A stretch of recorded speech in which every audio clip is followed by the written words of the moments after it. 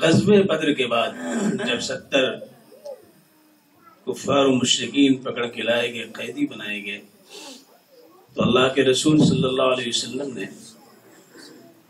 یہ اعلان فرمایا کہ جو شخص 10 لوگوں کو لکھنا پڑھنا سکھا دے اس کو آزاد کر دیا جائے گا۔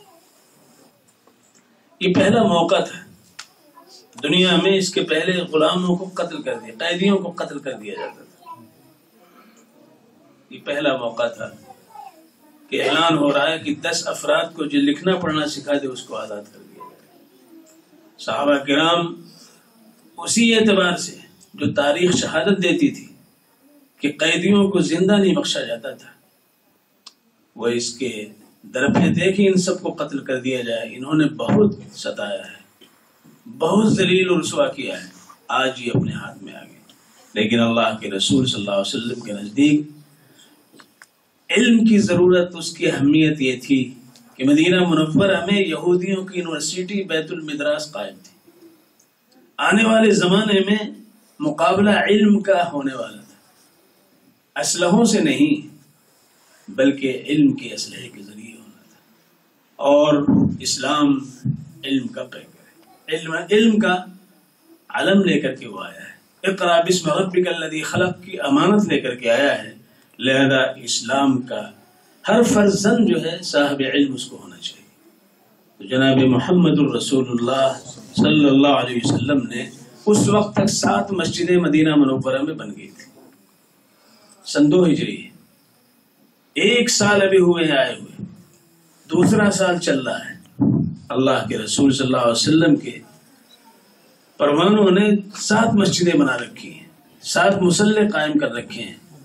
اللہ کے رسول نے ان مسلوں میں، ان مسجدوں میں صباحی اور شبانی ادارے قائم کیے، تعلیم بالغان کا نظام قائم کیا۔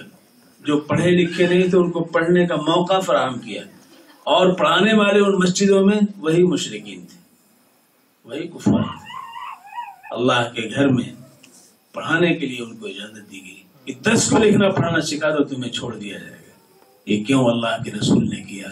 اس لیے کہ اس امت کی اٹھان علم کی بنیاد پہ، اس امت کو اس دنیا سے جہل کو، ضلالت کو، ظلم کو، ستمرانیوں کو دور کرنے کا ذمہ دار بنایا گیا ہے۔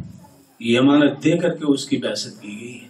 لہذا اللہ کے رسول صلی اللہ علیہ وسلم نے ہر عمل کو صحیح شکل دینے کے لیے علم کی ضرورت ہوتی ہے، اور علم کے ذریعے عقل کھلتی ہے۔ جس طرح ہماری آنکھ کھلتی ہے اس روشنی کے ذریعے، اگر روشنی خارج میں نہ ہو تو آنکھ ہماری کام نہیں دے گی، ایسی عقل کھلتی ہے علم کے ذریعے۔ اور عقل ما بہل امتیاز ہے ساری مخلوق میں، اللہ نے انسان کو عطا کیا ہے۔ اس عقل کو کھلنے کے لیے، منور و روشن کرنے کے لیے اللہ نے علم کی سوغات عطا فرمائی۔ That amal is actually tabe, it is knowledge is necessary for the amal, and ilm and knowledge is very important aspect of Islam. He's saying that Rasulullah sallallahu alaihi wasallam, in fact, he established the schools and such institutions within Madinah Munawwara, although it was early stages of his migration. Within the 2nd Hijri, in fact, he's saying that there were 6 or 7 musallas which the Sahaba had set up. And in all those, Rasulullah sallallahu alaihi wasallam, he established institutions of knowledge. And how he did that? He found that he did it in a very unique way, that those prisoners of war, they were being brought and they were captured. They in other nations and society we find that they were killed. Once the prisoners of war were brought, most of them were killed and murdered.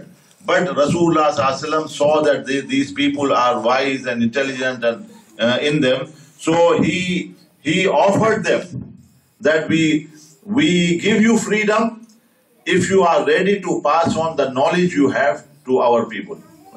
And in these different institutions, Rasulullah sallallahu alaihi wasallam said these people that if you will teach 10 of our people and give them the knowledge, then we will give you the freedom.